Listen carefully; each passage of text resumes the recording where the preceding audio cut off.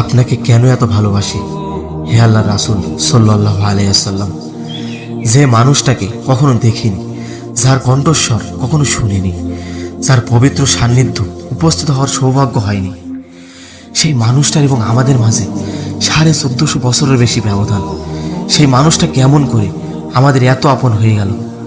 যারা বোঝে না, তারা 20 শতাব্দীতে বসবাস করা শত শত কোটি মানুষের মধ্যযুগ আরব সমাজের একজন ব্যক্তির প্রতি এত টান অনুভব করবে কিভাবে? তাদের কেমন করে বুঝাবো হে আল্লাহর রাসূল সাল্লাল্লাহু আলাইহি ওয়াসাল্লাম, আপনাকে কেন এত ভালোবাসি? আপনার স্মরণে আজ শত কোটি অন্তর ভালোবাসায় ভরে ওঠে। প্রতিটা মুহূর্তে পৃথিবীর কোনো না কোনো এক অঞ্চলে উচ্চারিত হয় আপনার প্রশংসা। আপনাকে কেন এত ভালোবাসি তা কোনো ভাষায় প্রকাশ করা যাবে না। তবে যতটুকু ভালোবাসা আপনি প্রাপ্য, ততটুকু তো আপনাকে ভালোবাসতে পারি না।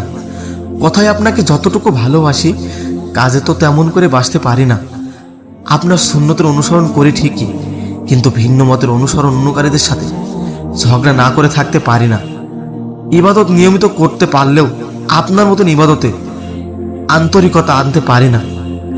বাহ্যিক দিক দিয়ে আপনার অনুসরণ করলেও চারিত্রিক দিক থেকে আপনার থেকে শিক্ষা নিতে পারি না।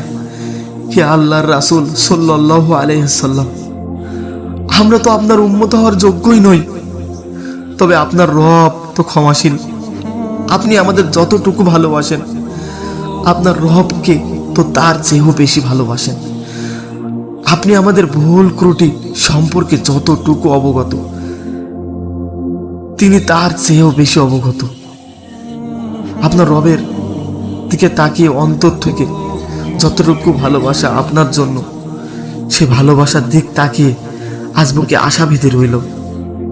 খুব শীঘ্রই আপনার দেখা পাবো হে আল্লাহর রাসূল সাল্লাল্লাহু আলাইহি ওয়াসাল্লাম। আপনার হাতে হাউজে কাউসারের পানি পান করব। জান্নাতে অনন্ত কালের যাত্রায় আপনার সঙ্গী হয়ে ঘুরে বেড়াবো হে আল্লাহর রাসূল সাল্লাল্লাহু আলাইহি ওয়াসাল্লাম।